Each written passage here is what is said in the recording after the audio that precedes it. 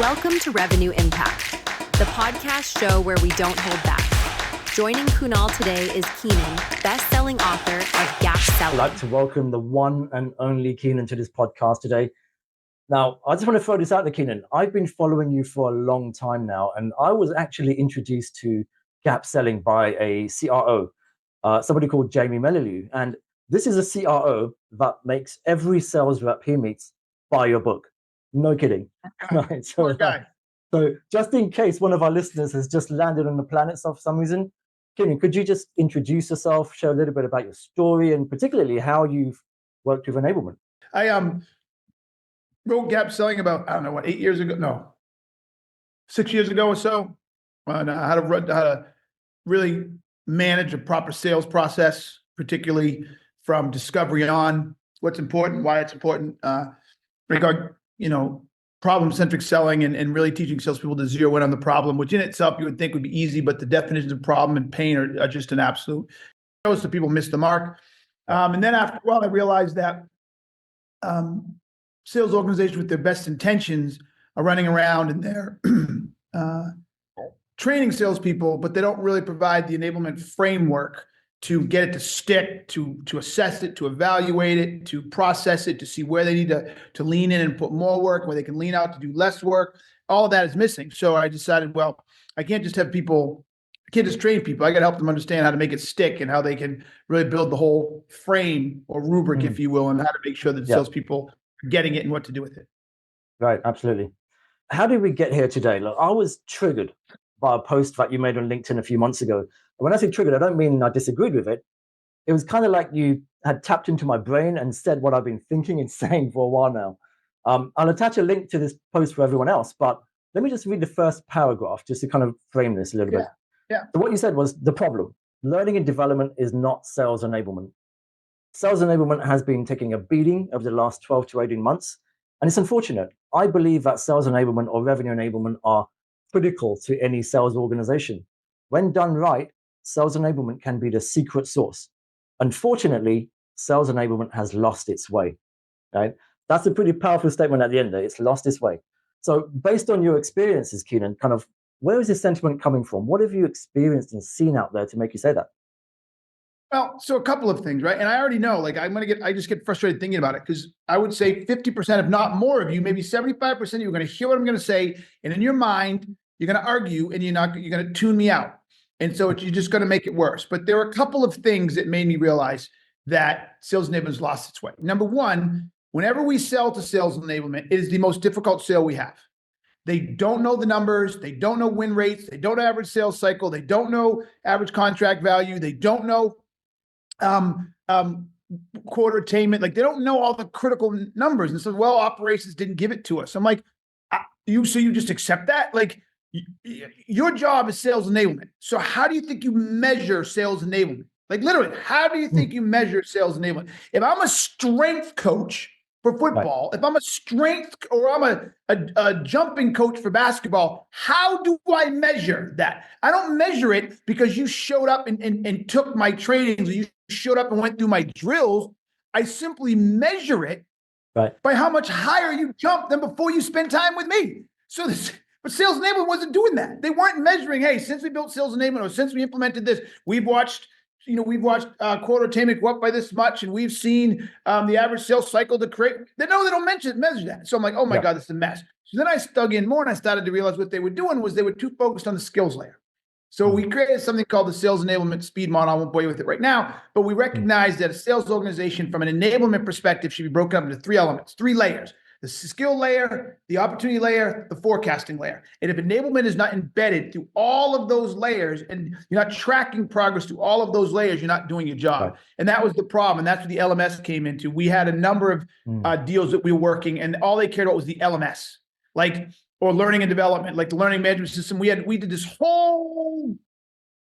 giant sales process and recommendation and everything. And one of the first questions, one of the enablement people's asked us was, well, does your LMS integrate with ours? I'm like, are you kidding me?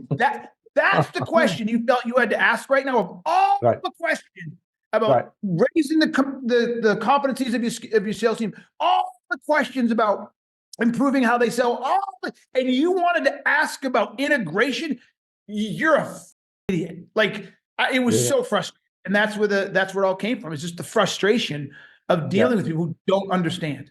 Well, believe me, I've shared that frustration, and I've seen it, I've experienced it as well. So let's think about this for a second. So what do you think is the consequence here of doing nothing, right? So if enablement continues to tactically measure against metrics like number of certifications or LMS engagement and that kind of thing, what happens? Nothing happens. And that's why they're getting laid off and let go. You're not getting the return on investment. End of discussion. No one is paying enablement to train people. They're paying enablement to improve the outcomes. And if you run an enablement team and you do not know what outcomes you're hired to improve, then I don't know why you took the job in the first place. Like, I don't understand what you're trying to accomplish. It is about improving the outcome. Look, but I want to write a post that basically says something along the lines of sales organization / sales enablement is the new personal training, right? Or the new workout. Because what sales organizations do is what individuals do, particularly at the beginning of the year. I want to gain weight. I want to lose weight. I want to get healthy. So what do? They go out and they buy the latest fad diet. They get a book. They read the book. They do a few things, and then they just abandon it, right? Like there's no real commitment. They don't really set up a real commitment to keep doing it. In the sales world, they'll hire a trainer and they'll bring in training.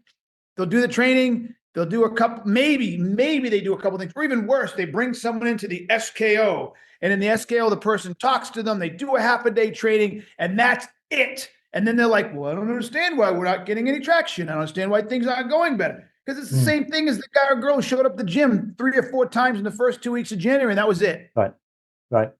And that's why sales enablement is seen as a cost center.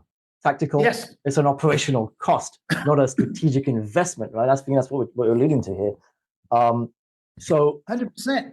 And I think it stems from the fact that, like you said, there was a bit of a sales enablement boom, maybe pre-COVID, right? It was a bit of a boom.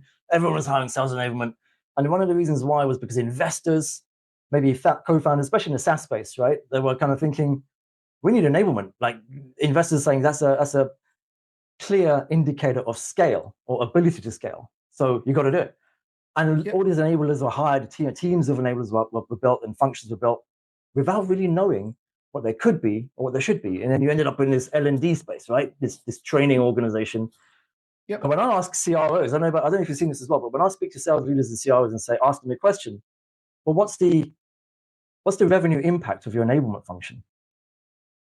The answer usually is, I don't know. Oh, and you're spending $500,000, $1 million, $2 million in this thing, tech, the people, content, all of that. They have no idea. No idea.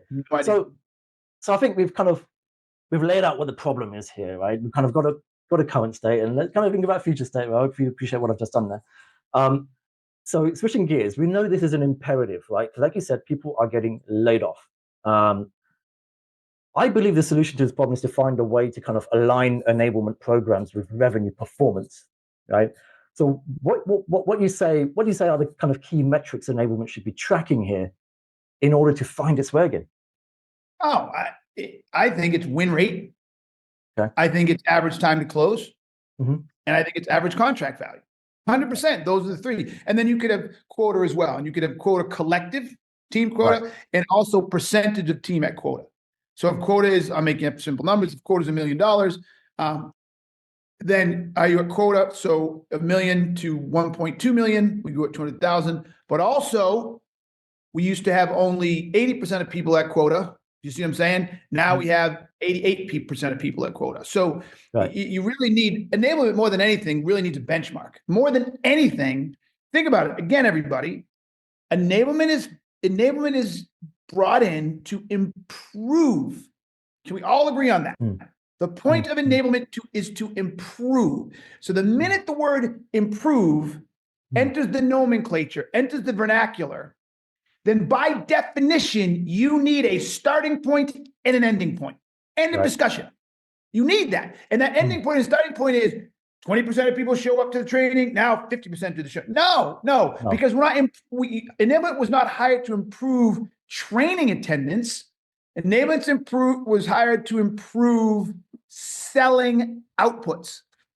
And I suggested the ones I suggested before. So if your average contract value today is 52,000 and enablement comes in, that shit should probably get up to what? 55, 60, 65. I don't know. You get to decide. Like, I'm not even that much of a pain in the ass, but you better have a number. Yeah. The average time to close is 90 days, and you're coming in, then that shit should get down to 85 days, 83 days, right? There could also be some forecasting metrics, right? What's your forecasting accuracy? If today your forecasting accuracy is 75%, but asterisk, 50% of that accuracy comes from pulling deals in and giving a discount, then it should be 85% accuracy with no discounts. It should be 85% accuracy without pulling anything in. It needs a benchmark. And until we get benchmarks, it is just a waste of everybody's time and money.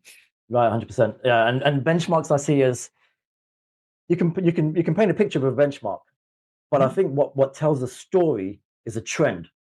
So win rate is 20%. Well, what was it last year? What was it last month? What was it a quarter ago, 2 quarters ago, right? Are we going up or down, right? And that's going to help you paint a picture and at least maybe define, well, yeah, maybe a win rate is the thing we need to focus on, because our average deal value is kind of creeping up. So we're good there. So let's figure that. But, this takes a mindset, right? It's data. You're talking about data, you're talking about analysis, you're talking about modeling and simulation, all that kind of thing. Why do you think so many companies or enablers kind of fail to tie what they're doing, the enablement program and the activities, to the metrics you just mentioned? That's a great question. And I thought I understood it till I spent some time with RES, the Revenue Enablement Society. I did a thing for them this summer, early fall. And one of the things I heard constantly was sales operations and enablement were not connected. Right. And that, now I don't know how much is true or not, but they would say things like, we just can't get operations to do it. Right. So first and foremost, and if that's the case, and I blame the CRO, because it's his or her fault that they have an operations organization and they have a sales enablement organization and they are not integrated. That is the CRO's fault. Then I secondly say it's the enablement person's fault, because why are they letting somebody else dictate their job? Right? Like, I would literally, it's the easiest argument in the world. If you understand sales, and you should be able to be a salesperson, you literally go to the sales op and say, I need these numbers. They won't give them to you. You go to the CRO and you say, listen, Bethany, we're trying to move the needle here. And I don't know what my benchmark is. I don't know what my starting point is. So we have a budget, I'm making this up, of $2.5 million between all the tools and my salary and everybody's salary. And we're spending all this time on training modules. We're spending all this time on processes and blah, blah, blah, blah. And I can't even get Tom over here to tell me what our average sales price is. I can't get Tom to tell me what my win rate is. I can't get him to tell me what was last year. He's not working with me. So I'm flying blind. I have no instruments. Yeah. Bethany, I need you to fix this for me, please. Right? If Bethany says no, quit and get another job. Like this is a leadership issue. Unfortunately, what happened in most of the world today, it's a leadership issue. So it's a leadership at the CRO, it's a leadership at the enablement, and to a certain degree, it's leadership problem with the operations if they're not helping you out when you ask. So it's a disconnect in leadership issues. At the end of the day, if the leadership are not buying into the concept of what we're talking about here, that is a leadership issue, right? It should be built that way. I saw a great post the other day around how enablement and ops in 2025 need to start converging, right? Because it's got to be a data-driven organization, right? A function. Yes. Yeah. Yes. Look, I don't understand. Someone wrote that post. I read this the other day. It's big news. How is that big news? That is just common sense. I wrote an article 4 months ago how sales teams need to be run like football teams, right? And sales enablement is like the specialty coaches, right? So when you bring in a strength coach, or you bring in a linebacker coach, or you bring in a running back coach, they know exactly what they're trying to do. They're trying to get those receivers to increase their yards after catch. They're trying to increase their speed. They're trying to increase their strength. And they have clear metrics, clear metrics. Yeah. So it's like, hey, because we're here, you are now running 1/10 of a second faster. Because we're here, you're now lifting, 350 instead of 325. Because we're here. And then that translates into an extra 500 yards a season. That translated into an extra 2 yards average per catch. That translated into a quarterback rating of like that. Right. So football teams have that shit nailed. And they've been doing it for decades. Yes. Because they're not messing around, because it's money on the line. And they're not messing around. Could you imagine a football coach going to the head coach and saying, hey, it's working. We have more guys showing up to film this year than we had showing up to film last year. It's working. They would laugh you out of the building. That's it. You got more to go to film. That's your measure of success. Get out of here. Get out of here. I don't need this. Yeah. And the same thing here. So I mean, when it comes to enablers, a lot of what we're talking about is that sort of comfort zone, right? And also, like you said, if they can't get the data, if they can't get RevOps to prioritize them, and they can't get leadership to get aligned to this, then I think what we've seen a lot of the time is, well, I won't do it. I'll just keep doing what I'm doing. I'll keep measuring my attendances and certifications and running programs and ticking the box, right? I'll become a checklist type function. It'll catch up with you. So what advice would you give to that enabler, right? That one person is listening to this who is overwhelmed because, you know what? Data analysis metrics, it's outside of my comfort zone. What would you say to them in terms of, how to start here? What's the first few steps that you need to take? I got no advice for somebody who and that's as simple as that. Yeah, I have no advice for somebody who acquiesces their job. Right. Or mails it in. I don't. I'm sorry. So go find. Now I get it. While you transition, don't put your family at risk, but transition to another one, or keep trying to demonstrate leadership inside the organization. So how about this? I'll say this again. If you're in sales enablement and you're not comfortable with numbers, I don't know how you got there in the first place. And that goes back to my article. That means you're not in sales enablement. You're in L&D. You're in L&D. Right. That's what I think. So if you aren't comfortable with numbers, and you're in sales enablement, no, you're not. You're in L&D, and that's the problem. Okay. Yep. Secondly, I don't know. Sometimes this is where I frustrate people, but I give people more credit than they realize. You don't need to be comfortable with numbers to understand benchmarks. You just don't. It's like saying I'm a trainer, but I'm uncomfortable with numbers. So I don't know how to measure whether or not my client just bench pressed 20% more. I don't understand if my client's biceps are an inch larger. I'm not sure what to do to know if my client is lost 7 pounds. This is that's just the most ludicrous thing I've ever heard in my life. This is not CFO gap principle, not gap, but general accounting principle. It's overwhelming. This is simply, where is the sales team today? Where are they failing? What's not going well? Where are our numbers not optimized? I want to optimize them. A win rate from 20 to 22, a freaking average sales time from 180 days down to 75. It's just not rocket science. And I'm getting fired up because I have this conversation all the time and the light bulbs will not go off. They will not go off. So I don't have patience. I just don't. I don't have patience for trying to tell someone, well, what should I do if I'm not good with numbers? This isn't a numbers game, man. This is simply, look, what impact are you trying to have on that team and how are you measuring it? So the organization can say, oh, this is fantastic. We need to keep investing here. Where do you want to take them from where they are now to where you think they should be in the future? That's it. And so build a spreadsheet of the metrics you would like. Then from there, fill in the ones you do have, right? Yeah. Then go in there and maybe make it up. And where you don't have something, put in what you'd like it to be, and then take it to the CRO and say, look, I'd like us to get us to a 25% win rate. I don't know where we are now. Can you help me out? And the CRO might be like, she might be like, we're already past 25%. Well, good to know then. So you know what I need, right? Like, just now. So the bottom line here is, if you're in enablement, this is part of the role. If it's not a data-driven enablement function, it's L&D, black and white. Yes. I actually put out an article on LinkedIn the other day. You see a lot of sort of polls out there. What's the top 2, top 3 enablement tech platforms you use or applications, right? And you know what? What's never on that list, even on the list? Microsoft Excel. It's never been and the way I see it, very good point. If you're not using in some shape or form Microsoft Excel every freaking day, then you are not a data-driven enablement. Give them a bit of a break. If you use Salesforce, I think Salesforce's report things are strong enough that you don't have to use Excel. Like they will do. Yeah, but at the same time, there's no one application out there that's going to take enablement activities No, the enabling activity. Right. No. So you're going to have to do it in some way outside of these things, whether it's a recording, BI tool, Excel, right? 100%. And so, it kind of ties up to that. So this is great. I think, what we've kind of covered here so far is the problem, the real challenge that is impacting, and the impact of that challenge, which is we're not seeing as an investment seller.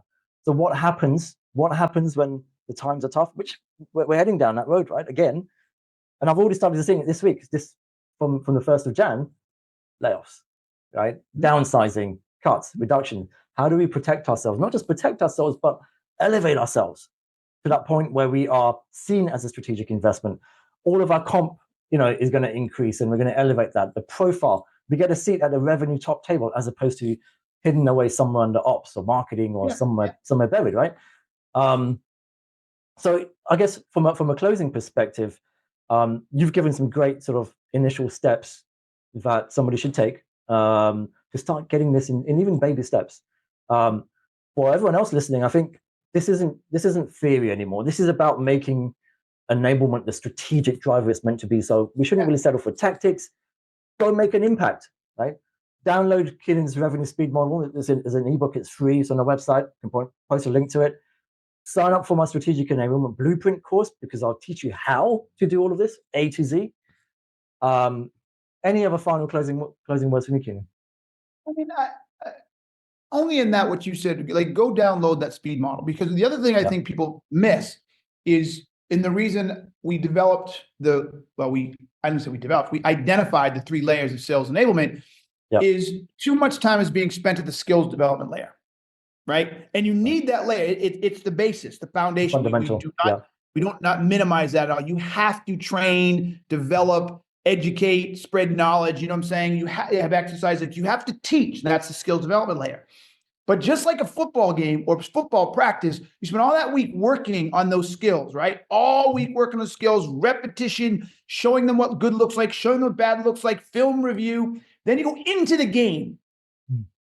Now, in the football world, the coaches are still on the sideline and they're watching what they're doing in game time, and they're assessing those against the outputs. You see what I'm saying? Tom Brady missed the read of the linebacker, and he just threw an interception. 1-to-1 correlation. We have to go back and remind Tom that in a cover 2, when the safety's down low, blah, blah, look for this, so he doesn't do it again. You see what I'm saying?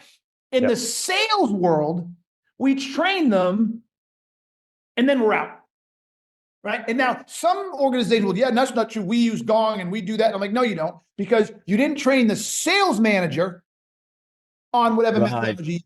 You haven't been training the sales manager on what best of breed is. And so that sales manager may or may not go into Gong, but they go into Gong looking at it as, how do I close this deal? They're not going into it saying, hey, I noticed Kunal is continually making this same mistake. And because he makes this mistake, he's setting himself up for a negotiation, and he has a tendency to have to discount more often than others because he continues to do this over and over and over. So that's the opportunity layer. It's literally managing everything you taught them in a live setting against real opportunities, against real bid data, information gathering, et cetera, so that you can start to show the rep where they're doing well and how that's translating into the close, versus where they're not doing well and how that's creating downstream effects in their ability to actually get the deal. Does that make sense? That makes perfect sense. Do the same thing at the forecasting line. I talked about that earlier, but I won't bore everybody with it now. Until we recognize that you have to pull the skills development layer through the opportunity layer, all the way up to the forecasting layer, and make sure they're connected. There are processes to evaluate. There are metrics to measure. There are best of breeds to teach on. You're not maximizing it. And again, football and all sports, but just because it's once a week, football is the best example of how they do that. 100%. Fantastic. Look, so download Keenan's Revenue Speed Model ebook. It's free. It's on our website. Go make it happen. Sign up for the blueprint course. It's there as well to help you find and navigate your way from A to Z here. But with that, Keenan, I want to thank you for shining a light on this really important topic. It can literally make a difference to every company that sells. Every company that sells, right? So this is not small fry information. This is heavy hitting. This is going to change the game if we can get this right. I hugely appreciate you talking to me today. Thank you for everyone listening. And with that, we'll see you soon.